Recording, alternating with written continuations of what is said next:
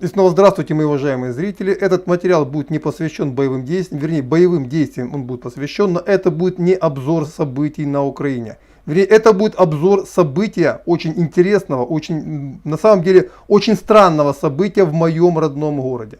Мой родной ребенок задал вопрос: папа, что это такое? Неужели русские войска обстреливают мирный город просто так? Напомню, сегодня днем город Сумы подвергся каким-то странным обстрелам. Несколько районов города прилетело по несколько странных боеприпасов. Это Веретеновка, это Белопольская, Анновка. И кто знает город Сумы, он знает, что это все один район. Причем в украинских СМИ все это было и в местных пабликах преподнесено как обстрел градами. Обстрел города Сумы мирного градами. С военной точки зрения, российским военным смысла туда стрелять нет никакого. Но самое странное даже не в этом. Посмотрите, пожалуйста, внимательно на вот это фото, которое было опубликовано свидетелями этого происшествия. Это хвостовик от 120 миллиметровой мины. То есть во двор сумского жилого дома прилетела 120 миллиметровая мина.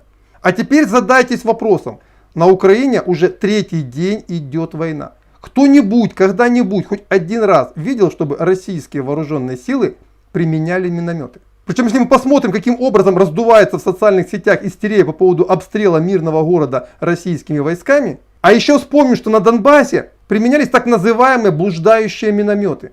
Когда обычный грузовик едет по городу, останавливается, бросает пару мин, и он едет дальше. И теперь еще раз внимательно давайте посмотрим на этот район. Это почти что мой родной район. Я жил на Курской. Я этот район знаю как свой примерно карман. Если где-то здесь установить 120 миллиметровый миномет, хоть на блуждающей станине, хоть стационарно где-нибудь там в урочище, его-то особо никто и не заметит.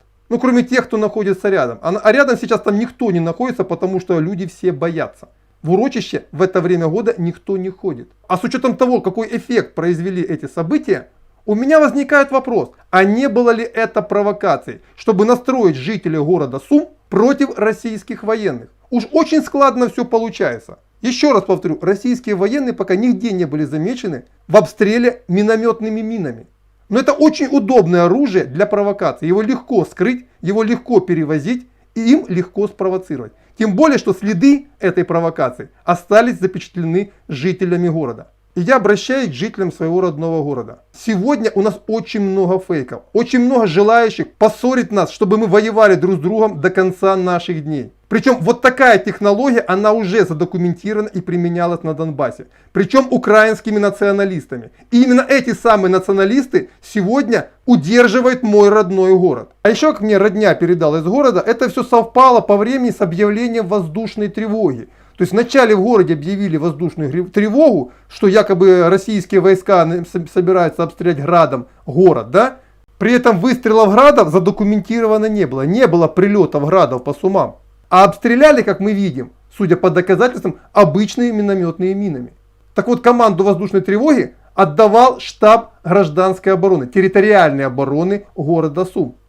Вот вам все ниточки исходятся к одному узлу. Пока все говорит именно о том, что кто-то, кто имеет очень хорошие концы в территориальной обороне города Сум, сознательно все это спланировал. И мне почему-то кажется, что это дело рук тех людей, которым кажется, что сумчане не очень активно поддерживают сопротивление российским войскам, и они делают все от себя зависящее, используя те методы, которые они уже применяли на Донбассе, для того, чтобы обозлить обычных жителей Украины. И в данном случае моего родного города. И я очень хочу, чтобы все честные журналисты, которые просмотрят это видео, разнесли его по всем возможным пабликам. А мои уважаемые земляки, мои любимые сумчане, хочу вас попросить, не поддавайтесь на провокации. Я понимаю, что эмоции вас сейчас перехлестывают через край, но пока все говорит о том, что это именно так называемая наша родная тероборона, либо те люди, которые за ней стоят, специально обстреляли город из минометов, чтобы спровоцировать вас на ответные действия.